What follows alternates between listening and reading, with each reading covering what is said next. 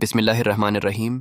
अस्सलाम वालेकुम नाज़रीन, उम्मीद है आप सब खैरियत से होंगे। आज की इस वीडियो में हम बात करेंगे एक बहुत आम मगर तकलीफदह मसले के बारे में, और वो है पट्ठों का दर्द।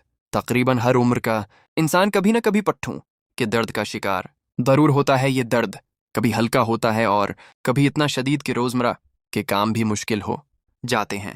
पट्ठों के दर्द की सबसे आम वजह जिस्मानी थिकन होती है। ज़्यादा देर तक काम करना, वज़नी चीज़ उठाना, अचानक वर्जिश करना या गलत पोजीशन में सोना पट्ठों में खचाव और दर्द पैदा कर देता है। इसके अलावा जिस्म में पानी की कमी, कैल्शियम, पोटाशियम या मैग्नीशियम की कमी भी पट्ठों के दर्द की बड़ी वजह बन सकती है। पट्ठों के दर्द की एक वजह जहनी दबाव भी है।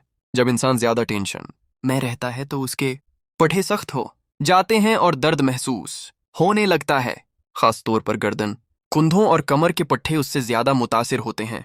अगर अलामात की बात करें तो पट्ठों के दर्द में अकड़न, खचाव, जलन, सूजन और हरकत करने में मुश्किल पेश आ सकती है। कभी कभी दर्द चंद घंटों में ठीक हो जाता है और कभी कई दिनों तक रहता है। पट्ठों के दर्द से निजात के लिए सबसे अहम चीज़ आराम है। दर्द वाले हिस्से को मुकम्मल आराम दें और गैर ज़रूरी हरकत से परहेज़ करें। उसके साथ हल्की मालिश बहुत फ़ायदा देती है। ख़ास तौर पर जैतून के तेल या सरसों के तेल से मालिश करने से खून की रवानी बेहतर होती है और दर्द कम होता है।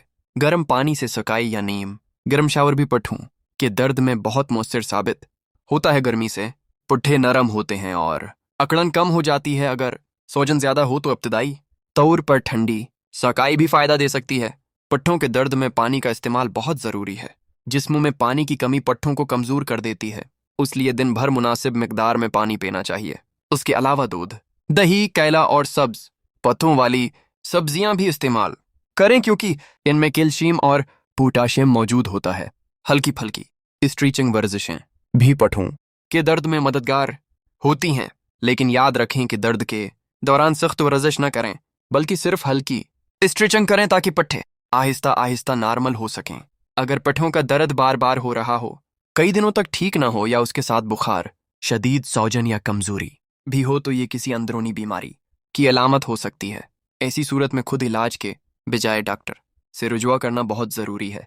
आखिर में नाजरीन, पट्ठों का दर्द एक आम मसला ज़रूर है, लेकिन अगर बरोक्त एहतियात की जाए तो उससे आसानी से बचा जा सकता है। मुतवाज़िन ग़िज़ा, मुनासिब आराम, पानी का इस्तेमाल और हल्की वर्जिश पट्ठों को मजबूत और सेहतमंद रखती है। अगर आपको ये मालूमात मुफीद लगें तो वीडियो को लाइक करें, चैनल को सब्सक्राइब करें और बेल आइकन ज़रूर दबाएं ताकि मज़ीद ऐसी मुफीद वीडियोज़ आप तक पहुँचती रहें। अल्लाह हाफ़िज़।